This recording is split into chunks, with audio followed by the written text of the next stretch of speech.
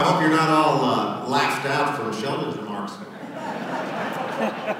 Actually, it's a lot of fun to follow an economist because what he was talking about, while maybe it sounds a little scary, it's reality.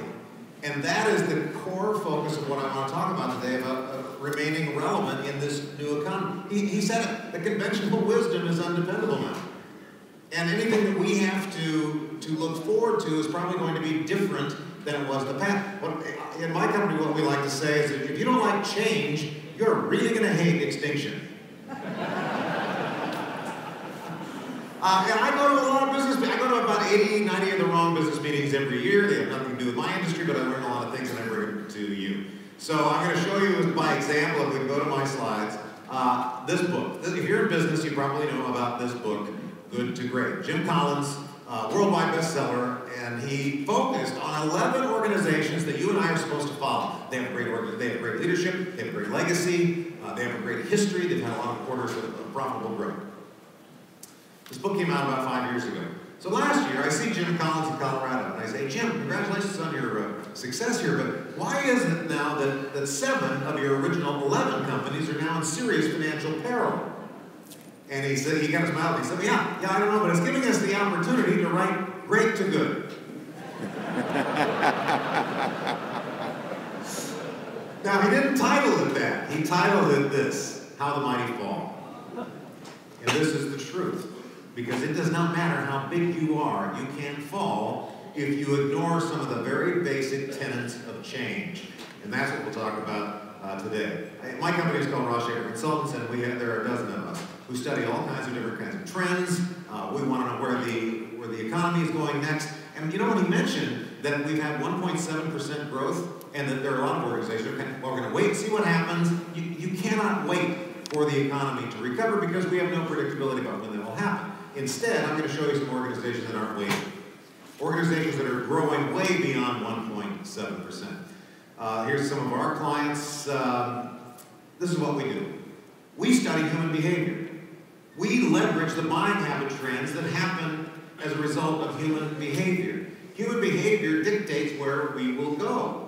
I mean, look at these organizations. These were phenomenally successful organizations 4 years ago. Today, this is what they have in common. They're all in bankruptcy. Some are actually gone. You know what they did wrong? They didn't pay attention to human behavior. They didn't listen to what their customers or their clients or even their patients would say about them. They kept screaming. One of the books was Customer Shouts Back. They were screaming, telling this is what we want, and organizations who felt they were just too smart didn't follow suit. Now, I was very curious about who is next. So here's our list of what we think will go next. But there you have Pizza Company, Sbarro, that's all they make, pizzas. $330 million in debt. Six Flags, almost $3 billion in debt because they still have not quite understood that kids at home would rather play with their Xbox or their PS2. They would rather play Madden football with somebody in Dubai and Paris than get up and go to a roller coaster. Look at Blockbuster, they're almost gone now. They're $1 billion in debt. Now let's just say that all of us are on the board of Blockbuster. Let's say we get to $500 million in debt. Don't we have a meeting? Don't we get together and say, hey, we got to stop this slide somehow? And yet, they don't. They think they're too bright for it. They think that the culture will turn around. They think the economy will turn around. You can't wait anymore. The blame game is over. You can't blame the economy. You can't blame management. You can't blame suppliers. All we can do is look to who is paying attention and paying those bills. Those are the people who matter to us. Now, for me, I've been searching for these kind of success formulas all my life. I'm part Blackfoot Indian, grew up on Indian reservations most of my life. I went to college, and I was in the Puyallup Indian Reservation in Washington State. It's about 30 miles south of Seattle. Entrepreneur. I wanted to be an entrepreneur. And we're in a very rural community. And my options were I could sell cigarettes or fireworks.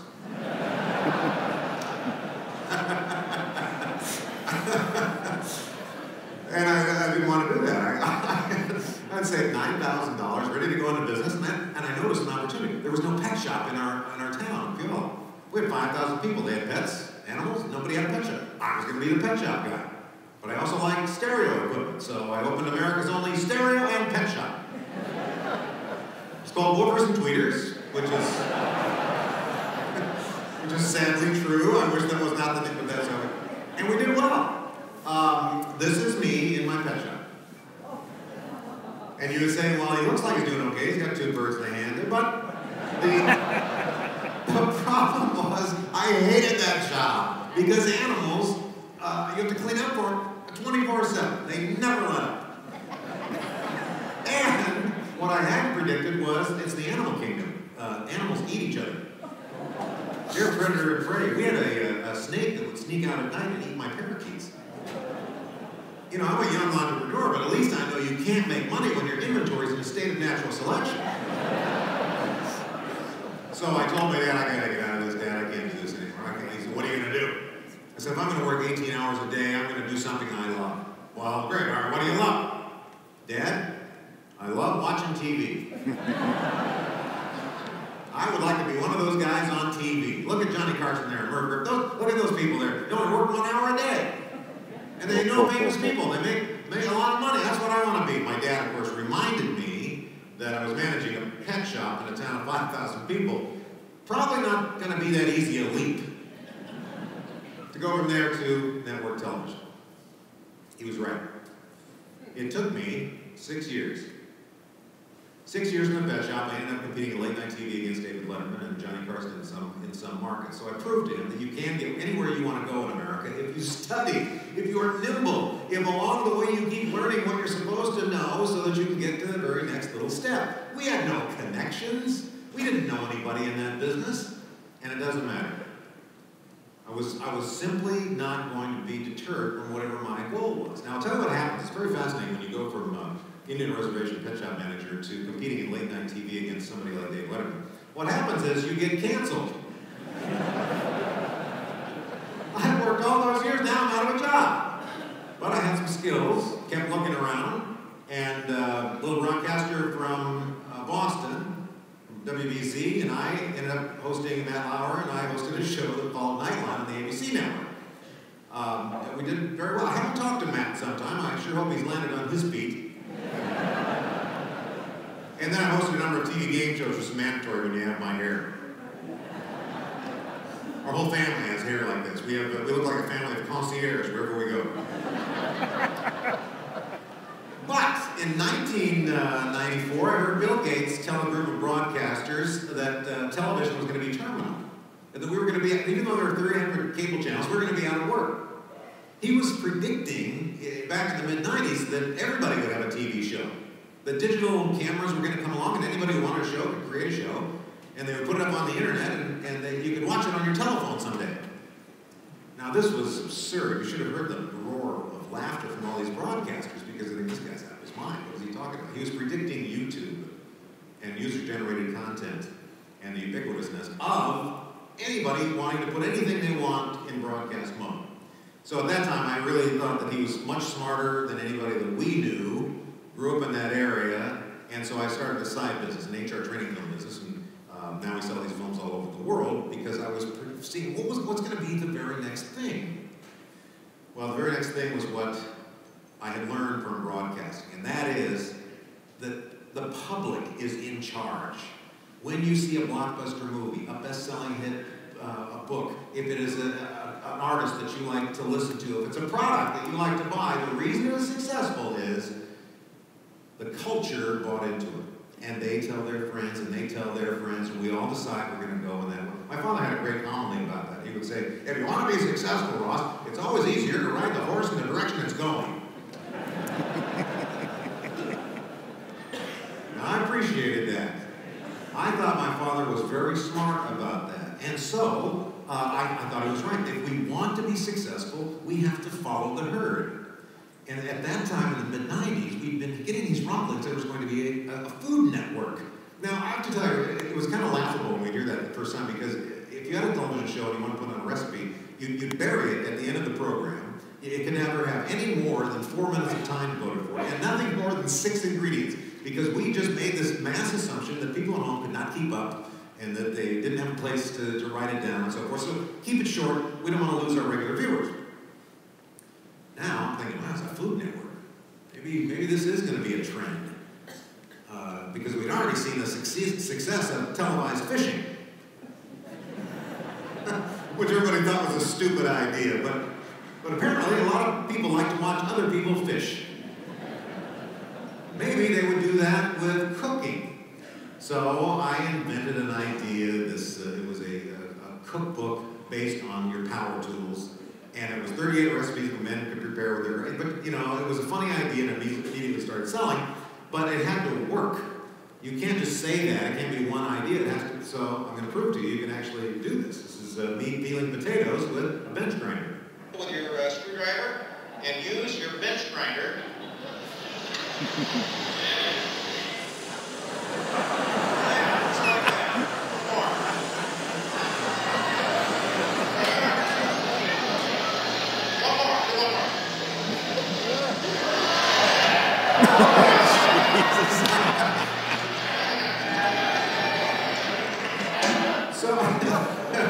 So you can see it works about 66% of the time. And the other part of the time, you'll put someone's eye out in your front row. So it sold a couple 100,000 copies. It was a bestseller. It wasn't because it was a great book. It was not a great book. And it wasn't a genius idea. It was leveraging into where the culture was going. That's all it was. I had kind of figured out that we have to tune into what they want. They will tell us what they want, and then we need to respond. We need to serve. So these are my two latest books. Are You Relevant? Published in late 2009, and Grab More Market Share came out a couple of months ago. I've written a lot of books in my career, and most of them are crap, but these are good. I like these. And I'll tell you why I like them. Because we studied organizations who had made it through the recession, who denied there was a recession. They just kept doing business, and we studied what their best practices were. And one of the greatest things that came out of that was that I learned that you and I need to go to the wrong meetings. Every place you live, there's a hotel, and there are meetings going on. And I'm encouraging you to take your notepad and your pen and walk into those meetings. They have nothing to do with telcos, but and you are not going to need a badge. You don't need a badge. There are people in here with no badge. You know, you know what I'm talking about. And if anybody ever asks if you have a badge, you say, I don't have a badge. And you know what they're going to say to you? A lot of people forgot it, but there's a chair right there. Why don't you take that? And there's a coupon for dinner later. Why don't you take that too? You will learn things you could never learn if you only go to telco meetings. Seriously, I went to a grocery meeting in Chicago. Big Coca-Cola study was reviewed. Here's what you find out. At 4 o'clock in the afternoon, half of us still don't know what we want for dinner at 6. 2 hours before you're supposed to eat, you don't know what you... Are you in this group? We're in this group. You call your spouse and say, hey, you know what you want for dinner? No, I don't know, I'm not even hungry. It's only 4. I don't know what I want. Well, okay, all right, I guess I'll go by the store and get one of them hot chickens in, I guess. The grocery industry had to come up with a hot chicken for you because you can't decide what you want for dinner. Do you know this? 18% of the food that you buy never even makes it home. You're eating in the car on the way to somewhere. You know what that's a trend of? That's an indication that we are a time-starved society. We have no time. We can't plan meals 2 hours before we're supposed to eat it. Now, I'd never heard this put this way before. Research backed up. Took it to my next meeting, which was McCormick and Schmick Seafood Restaurants. They've got 90 of these beautiful restaurants throughout North America. I convinced Doug Schmick to run his radio ads at 3:30 with the message, if you haven't decided what you want for dinner tonight, and we know you haven't, why don't you think about McCormick and Schmick's? We have 30 varieties of fresh seafood. We'll do the dishes for you. Go home to a nice, clean, warm home. He does it.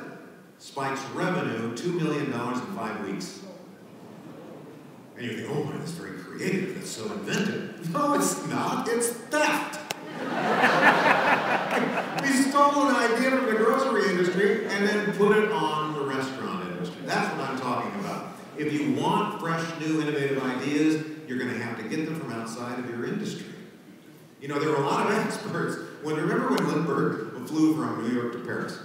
And there were a lot of good flyers. You know, Lindbergh had only been flying for 2 years. 2 years. The person who was supposed to win that contest was Captain Byrd at the time. But he crashed on takeoff because his plane was overloaded with champagne and china. He was getting ready for the celebration. Lindbergh just wanted to make the flight. He was an outsider. He was an outsider who was not as familiar or as good as the other pilots. That's what happens. People from the outside often are the ones who create the new innovations. Now I'm going to give you a little human nature test. I'm going to show you a little clip, then we'll talk about it. See, I'm going to see how well tuned in you are to the culture. This is a newscast. This is Fashion Week over in Paris. The latest fashions are on the runway for next spring. But there was a problem out there today. One of the British designers' shows had a difficulty. A model fell down twice. That's everyone down at once. The young woman wearing that pink skirt and the orange platform shoes never quite recovered after that there. That was uncool. That's embarrassing. This is at least the second time.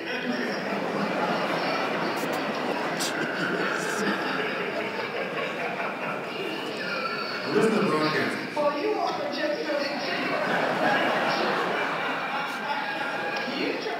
All right. Now, here's what I see from here. Men think that's hilarious. Women are horrified and disgusted by that. This is the culture speaking back. Why is it that men think that's funny and women are horrified when they see it? I'll tell you, this is a very simple solution. I'll tell you why it is. Women care about other people.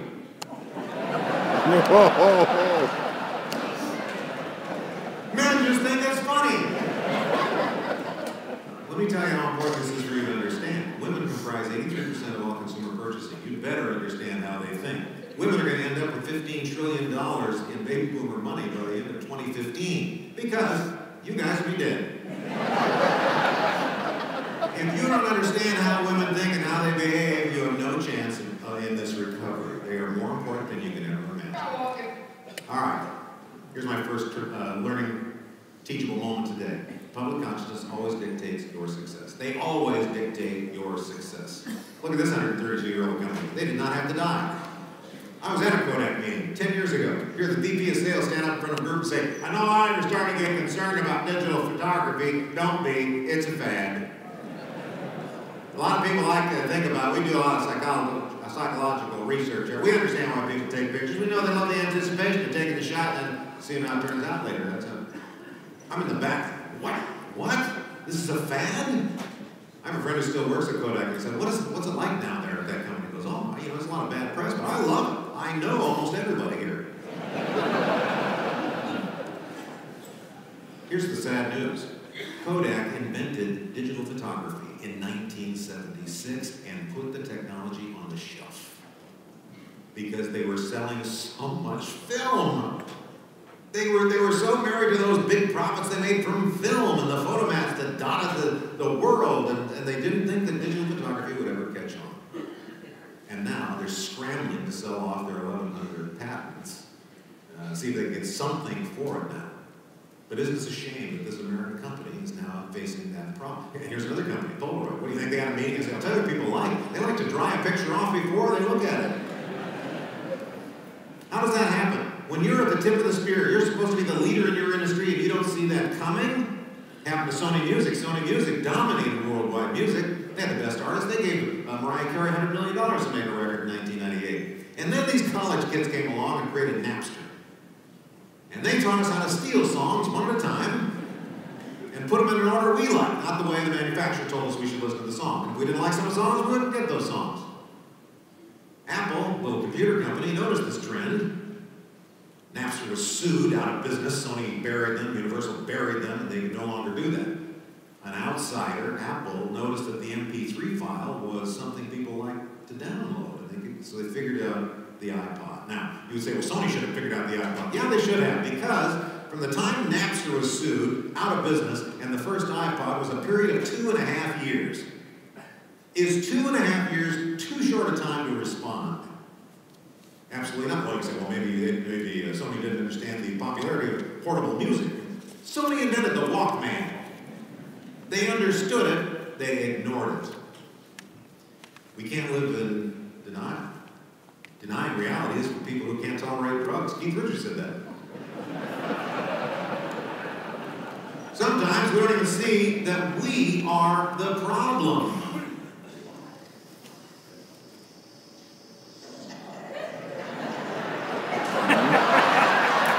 Have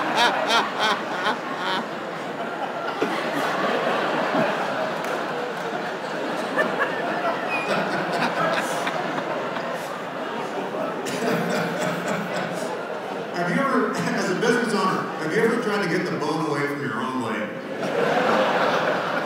This is the first sign of denial. You cannot limit your future income by celebrating yesterday's profits. The organizations that I see that cling and hang on to the old practices and the old ways, they cannot get out of their head that that's the old way, we make money that way, going forward, we're not going to be able to do it that way anymore. You have to innovate before you have to. Innovate before it's necessary. Innovate before you're number 4 on the innovation of whatever that is in your industry. I'll give you some examples. At Starbucks, for example, they don't even say, can I help you? They innovated the greeting at Starbucks. Now they say, what can we get started for you? Why on earth would they change the greeting? I'll tell you why. At Starbucks, they already have a pretty good idea of why you're there. They don't need to say, can I help you? You a helpless looking person? Nobody says, well, I was thinking about having coffee. Do you have coffee? Yeah. Well, what they do at Starbucks is they want to engage you. They want you to be a part of the process. They're respecting you. They know how much room you want. And if you want soy or cream, do you want it hot, do you want it cold, do you want it mild, do you want it medium, do you want it dark? They are carrying you along the way. You tell us how we can serve you. They only grow at Starbucks when they can hear it from the customers. We've taken that to AutoZone. Now, we've taught the guys at AutoZone, this is what they're supposed to say when you walk in. Hey, what are you working on today? That's engaging. Nobody goes to an AutoZone store to window shop. They have a problem. And this way, now we're partners in this process. Same with Harley Davidson.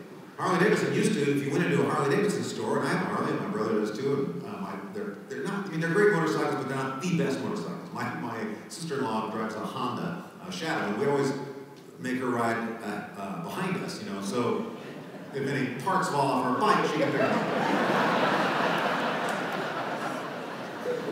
But they used to have these signs that say, don't sit on the bike. These are expensive motorcycles. They go, don't sit on the bike. You just crush a person's dream. So now they're supposed to say this. What do you feel like sitting on today? Which, as you know, appeals to a Harley rider on a couple of levels. We also challenge Ramada to change their greeting because they were complaining, oh my gosh, the DoubleTree has those chocolate chip cookies. We can't compete against the smell of a chocolate chip. And you're probably right. Change the greeting. What can you do to change the greeting? It took a few months, but I got a letter from the vice president that said, we changed our greeting. Everybody loves our greeting. I'm going to show it to you, and you tell me what you think of it. Now, if you go to a Ramada and sidle up to the reception desk, the woman behind the desk will say this. What can we do to give you a good night's rest? They get a variety of answers. But you know what happens? The guests think they've misheard it. And it creates a smile moment at the Ramada ends over just something as innovative as that. I gotta tell you this story, you're gonna love this story. This is innovating to save and retrieve money. Larimar Apartment Homes manages 55,000 units throughout North America. Here's their problem. They lose $5 million a year in pet deposits because people lie. People say, well, I have a small dog or a cat, I'm not gonna tell them, it's not that big a deal. Even small pets, as I personally know, can cause a lot of damage. So they put this out at the big meetings. 1,000 people in the room, all managers there. The CEO stands up at the podium and says, here's our problem. We have $5 million in losses here to this. Does anybody know how we can get our pet deposits? Anybody at all? And a hand goes up about midway back in the crowd. Guy from Tulsa, Oklahoma. I'm always getting my pet deposits.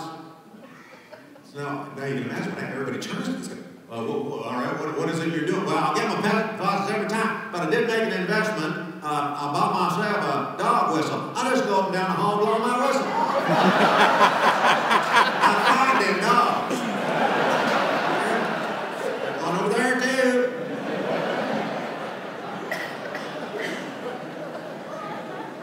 You know what this is? This is a fabulous example of underthinking the problem. A dog whistle? And nobody in that room could figure that out? Because as sophisticated business people, we must think there must be another issue. And it's not. It's simple. They issue dog whistles to everybody in the organization. They've retrieved over $3 million in 10 months. They've got the managers walking up and down the hall blowing their whistles. You got a pet? No, I don't. There it comes up to the door.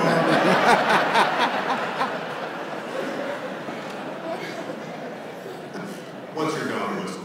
That's the point. What's happening every day over and over again? Maybe you could underthink the problem and ask somebody who is not supposed to be as smart as you are to come up with the answer. I love this example with Mike Diamond Plumbing. They're in Southern California, growing like crazy. Their marketing is so simple, it's causing them to grow. You know what their marketing is? If you listen to the radio ads around here, it'll say this: we promise our plumber's going to show up on time and smell good. He got to the core of the problem, didn't he? The other thing they do, they invented the long, long, long shirt.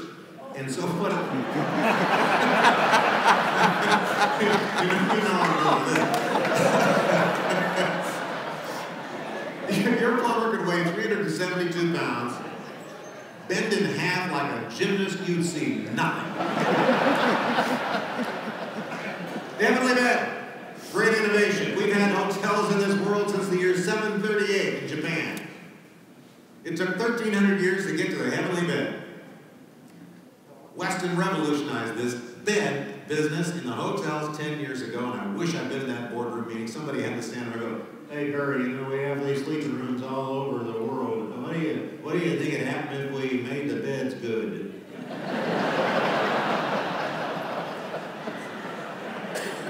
Yeah, well, try one to see what happens. Yeah. Are you kidding? Hotel rooms, well, they created an industry now. They created a brand. You can buy the Heavenly Dog Collar, and you can buy the Heavenly Bath Soaps and the sheets, and you can get that. Well, what had happened now is it forced the rest of the industry to play catch up. All the other hotels now had to create a great bed because people were now going to the Heavenly bed, this soft, cushy bed. I mean, if you go to the Hyatt here, we have the Grand bed here. Hilton has the Serenity bed. They've got the Sweet Slumber collection at the Sheraton, and they have the Revive collection at the Marriott. But look at that woman at the Marriott. Isn't she the exact same woman at the Sheraton? Look at her. She's going from bed to bed trying to get a night's sleep, this poor woman. That's the kind of innovation that I'm talking about. I'm not talking about R&D that you have to come up with some new equipment. I'm talking about how we are as human beings. Are we appealing to humanity? Are we leveraging into the culture? I have a great example here with this contrarian marketing with these two organizations, Chick-fil-A and Carl's Jr. and Hardee's. They did not experience the recession everybody else did. They did not offer extra value meals or 3 hamburgers for $1. They didn't do any of that. Instead, they're very proud of their $6 hamburgers. And Carl's Jr. created a new turkey burger that's very, very healthy because they're not doing cheap advertising going after the low-ball customer. The quality is where the economy is rallying to. Quality and value, when you have to save your own money and credit crunched us, we had to spend money in the best possible way. And these two companies figured it out. If you look at the advertising, and I'll show you a little clip of a Carl's Jr. ad, you will see the difference. To help you remember our delicious new charcoal turkey burger, we hired Miss Turkey. To help you remember Miss Turkey, we put her in a bikini. And to help you remember Miss Turkey's bikini, we had to design those little tiny pictures of our charcoal turkey burger. And that's just the way it is. A new 500-calorie charcoal turkey burger from Carl's Jr. You know, it goes kind of fast. Do I need to play that again? You know, they're not like Burger King, which finally, I'm so glad that they fired that creepy king they had for a while. But they're very upscale in their hamburger prices. They demand a higher price. And they can get it because they project it in. It's very different than a low-priced value meal.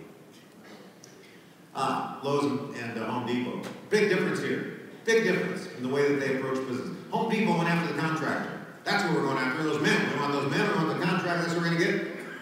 Low, well, because then the contractor can show up when the housing boom bursts, of course.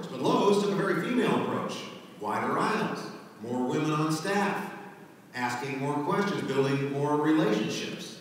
And they didn't have the kiosk to check you out. I witnessed this at Home Depot myself. There's a guy, he's trying to check out, and the machine says to him, please remove the unauthorized item from the bagging area. The man leans over the machine and shouts, it's my coffee, stupid. I witnessed a man trying to reason with a kiosk.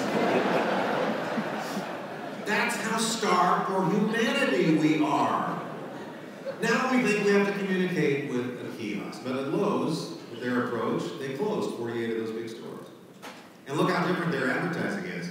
Like to wear a smile? Then come wear a red vest. Look at the Lowe's, a company with a great culture of humanity. They recognize humanity is what's so starved in an e-communication society. People, face to face. I talk to you, you talk to me. Look at the picture there. 3 attractive women, 2 old guys. Who doesn't want to work there?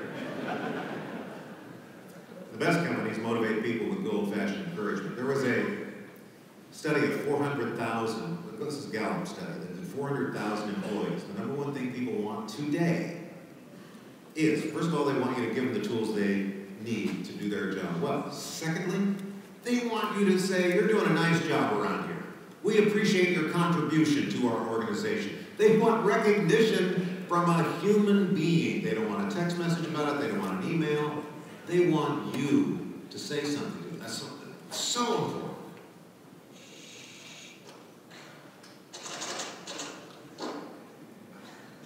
Oh, you're not just going to walk away and give up. You can get that. That's yours. Nobody else. Get in there and give us some heat. Give us some heat.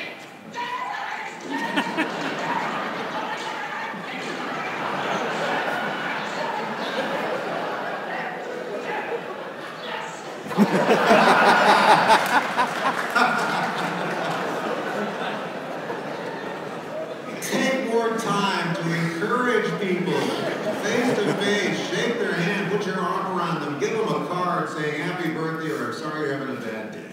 They want that more than anything. They want you to cheer them on. Let's talk about this, customer urgency. It has replaced customer service.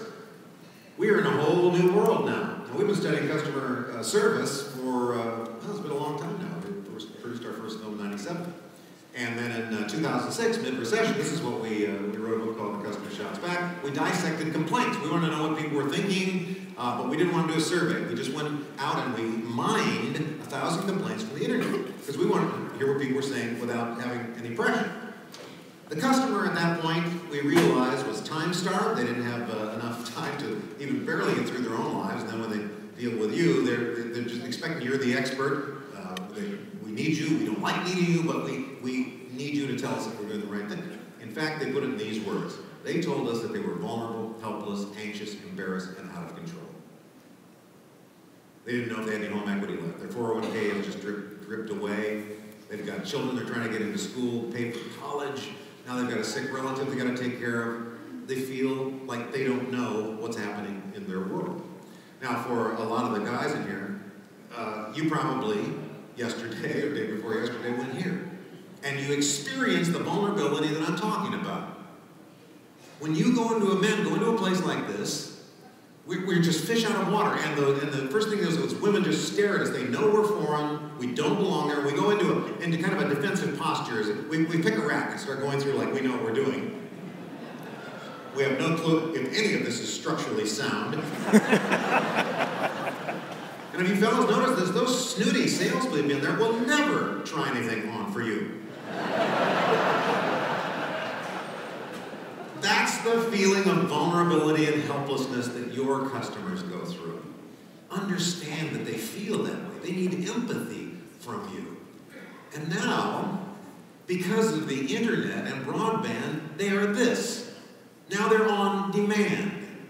They are conditioned now to believe they can get anything they want anytime they want it. They can get their movies, their music, anytime I want it. I can get romance and friends if I want on Facebook. I can buy insurance down the internet. Anything I feel like 24/7. How does that affect you? If you don't respond at broadband speed to them, they think you're lazy. They think that you're not relevant.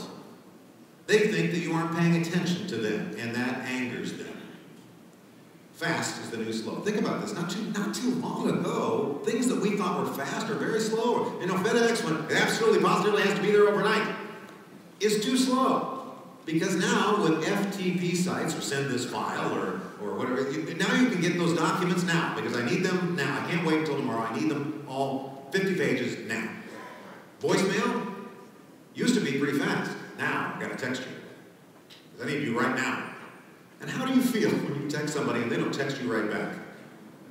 You're kind of insulted, aren't you? Where are they? They had better be eaten by a shark, because I need this information.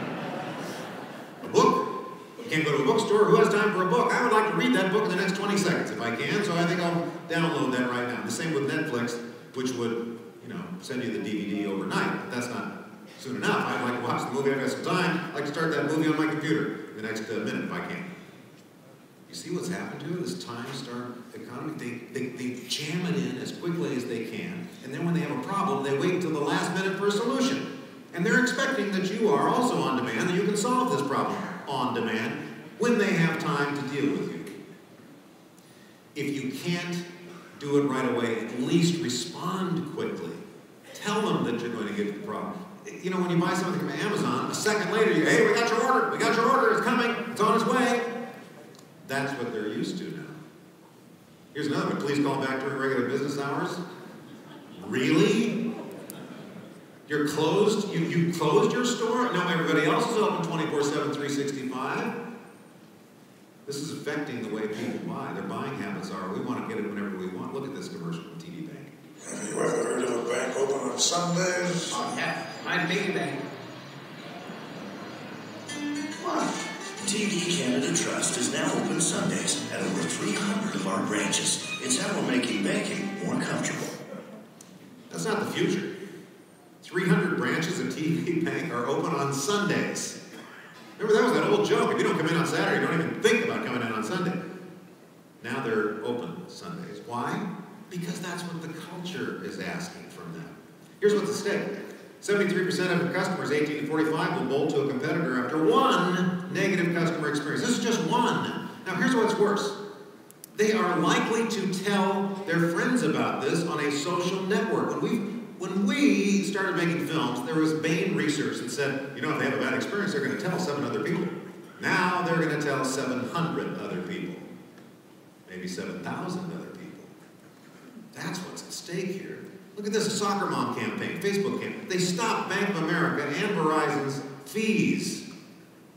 One soccer mom said, hey, the Bank of America wants to charge me a debit card fee. That doesn't seem very nice. I don't like that. And other women said, that's not nice. We should, and other women, and then pretty soon it became a Facebook campaign, as you know. And Bank of America said, okay, yeah, I'm sorry. We're not going to charge that fee, sorry. Same with Verizon 2 months ago. They wanted to charge you a fee if you call in and talk to somebody at the office. You're supposed to be doing that online. Answer our FAQs. Well, Verizon had to backpedal and rescind that fee. Look what happened to the president of Egypt. 12 students on Facebook got him deposed in 18 days. That's how powerful the social media is. And you know, now the whole Middle East is interrupted. Libyan President Muammar Gaddafi is retired thanks to Facebook. These people now, who we call our customers and our clients, can create an army that they never had access to before. The world. This woman, Heather Peters, sued Honda, small claims court, because the mileage they said was going to get was 50 miles a gallon. She was only getting 30. So she sued Honda, and Honda wrote her a letter and said, we're so sorry about this, Heather. Would you please accept this $200 coupon on your next Civic? So Heather, who had been raising her children for a dozen years, decided this is probably a good time to go back to work in my previous occupation, lawyer. And she got a $10,000 settlement and not only that, created a whole Facebook campaign and a lot of people. Now it looks like it will cost Honda about $3 billion because they didn't respond to an obvious problem. Same with Netflix. Netflix is a big dog now. They wiped out Blockbuster and Hollywood Video. July of last year, look at their stock, $298.73. And then, if you're a subscriber, you got a bill in the mail saying, you know, now we're going to raise our prices 60%. You're going to get streaming in this, but it's 60%, and people were shocked. 60% increase? No. 1 million subscribers bailed on them. Wall Street thought these guys are making bad decisions. And in November, 5 months later, their stock drops to 63 bucks. The culture took $9 billion of their market cap away in 5 months. And now they're scratching back saying, we apologize, we're going to make some adjustments, we split it up in 2 companies, and we're trying to... Now, today, yesterday is it? $123? Pretty small shadow of where they were, isn't it? We can't ignore what the public wants. We can't ignore where they go. We can't dictate to them what they should settle for. That's why there's a whole new industry called reputation management. You can go in and you can change their minds. But you must have somebody paying attention to Facebook and Twitter and find out what they're saying on Yelp and what they're saying on some of these social media sites, so that you can go in and say, we've corrected the problem, we apologize, we corrected it. Because then what happens is when you're a good guy, that will spread. Now, up to this point, I've been showing the parallels that I've learned and that our consultants teach with regard to show business and your business. Because when you're dealing with the public, it's the same of attracting an audience or a rating as it is with attracting customers. And I have one of my partners here, Michael Berger, who is going to talk a little bit about how important this is and tactically what you can do to combat some of these things that I'm talking about. Michael is a broadcaster, very good broadcaster. He has 4,000 hours as a network talk show host. Here's a little bit about Michael. From the live audiences in Nashville to the showrooms of the Las Vegas Strip, Michael Berger's always got something cooking. Ladies and gentlemen, to the illustrious imposing Kitchen Arena. He's hosted for every network, from primetime specials to late night to some of your favorite game shows. But it was the ABC hit Mike and Maddie that got everyone singing. Rise and shine, it's a beautiful day in America. Hosting will sometimes surprise you. The answer that's given has been I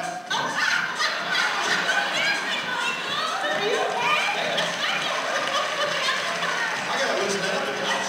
But through it all, a good host will stay on his horse, keep his balance, and be ready for anything. So sit back, buckle up, and enjoy the ride. Please welcome one of our lead consultants, Michael Berger.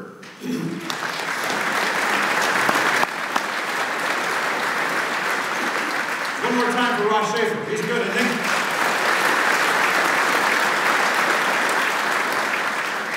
I've known Ross about 20 years now. In fact, I introduced him to the woman he married. That's still good, right? You know, it's funny. We talk about this all the time, about how to stay relevant, how showbiz and what you do have in common. Ross and I rarely get the chance to work on stage together. We've talked about it, but in the years of broadcasting, not only did we not work together, we competed against each other.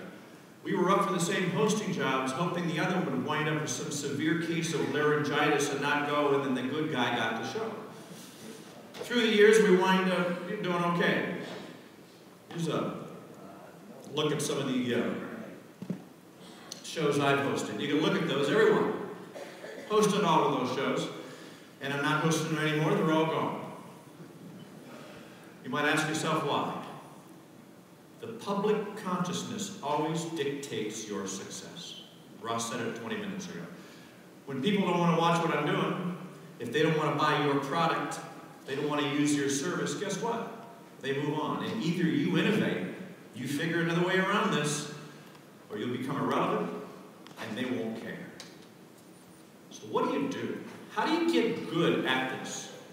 I'm here to tell you, all 2,000 of you, you can do this when you leave the room this afternoon. You should all behave more like a talk show host. It may sound pejorative, it may sound silly, but I'm telling you, this is something you can do, and you will see it work miracles for you. Talk show host, broadcaster. We are not trained to show interest in someone. We are trained to show extreme interest in other people. In fact, if we hear ourselves talking, we're trained to shut up and make it about the other person. It's not about you. It's about them. If you leave this room with nothing today other than this singular thought, the transaction is always about them. When you care about someone else, when you listen to someone else, remarkable things can happen. Know this gal? That's our friend Oprah. I don't know if she's your friend. Let me tell you how I became a tiny little planet in the solar system that is Oprah. Hosting a talk show. Talk shows, you get about 6 minutes with a guest, and then you say goodbye. If it's a big name, you get 2 segments. So maybe you get 12 minutes, 15 minutes. This is Oprah. I got 5 segments with Oprah. I got about an hour with Oprah. And at the end of that hour, you know when you're watching a talk show and you see the credits roll and the band's playing, and you sometimes see the host and the celebrity lean over and talk to each other? Ever wonder what they're saying? I'll tell you. Oprah leans into my little purview here as we're chatting at the end of the show and the band's playing. She says, you know, that was a lot of fun. She goes, I enjoyed myself.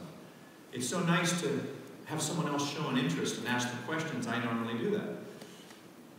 To which I said, well, you're welcome.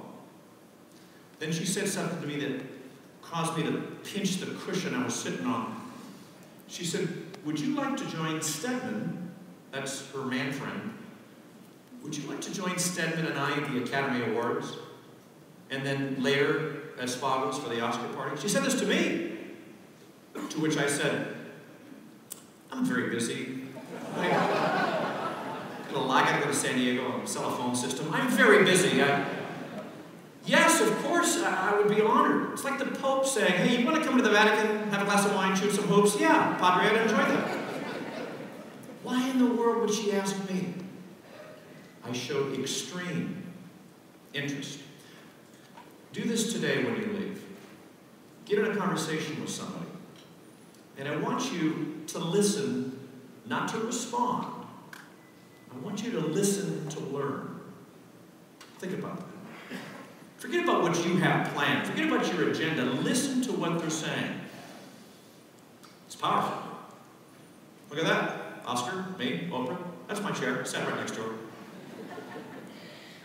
Stedman, thanks for joining us. Yeah, you're welcome, Stedman. Glad I was there for you. I couldn't believe it. I showed interest. And this isn't one showbiz one-off tale that can't happen. You can do this. You can do this with your customers, with your clients. You can do it with interpersonal relationships. If you make it about them, remarkable things happen. I MC these things every week of the year. I see the front lines of broadcasting. I see the front lines of the corporate world. I'm standing backstage many times with someone who's won salesperson of the day, the month, the year. And they all have something in common. These successful people. I'm standing backstage before I bring them out. The person that picked up Salesman of the Year, and within a minute, they've got me answering questions. They have drawn me out. I do this professionally. I think I'm good at it. They are so good. That's why. They care about someone else. They listen. And when they ask you a question, guess what? They want to know the answer. When a customer, a client, feels you're listening, oh, you've injected them with a drug that they're going to want more of. They may not know why. They just know they want more of what you just gave them. Think about this. If you got a customer that wants to come back because they felt good about this transaction, forget about it. You've reached them now on an emotional level. They want to do business with you because they feel good. Oof, big. I'm telling you, your competitors are not doing this. So simple. That's your dog whistle. Communication's been around forever. If you're under 30, you probably don't know this guy, but I thought he was the best. Johnny Carson. Johnny was the best. And never be the best guest on your own show. He was the type of host that would let the person shine or he'd get out of the way. Treat your guest, treat your celebrity, treat your client this way. Make it about them. If they shine, you shine. So, I want you to behave like a talk show host. Now what? We got to teach this next generation how to talk. The 20-somethings. They're not good at it. They're not good at it, maybe because they've been brought up in this e-commerce where it's all one way, where it's so impersonal, and it's texting, and it's Facebooking. This art of conversation is lost. We all do it, but you can get better at it. Does that surprise you? 45% of employers are dissatisfied with the oral communication of college students. If you have this company, and you're going to have a succession plan, and you're going to turn it over, you want to turn it over to somebody that can communicate. You don't want to put it in the hands of a couple of people that can tweet 140 characters or less. You're going to have to build a relationship. That's what works. Build this relationship and they'll come to you. Ask yourself if you want these two guys working for you. So my boss came in, he was like, and I was like, you know what I'm saying? Exactly, yeah. What's that? Really? I am so sorry. Apparently these guys do work for you. Is that right? They're presidents of their division. That is so... You get the point. You are your company. CEO, employee, you're out in public, you're in the office. You are your own best calling card. Now, I found this research, and it's a little lighthearted, but I think it still applies. How you look. People judge you. 52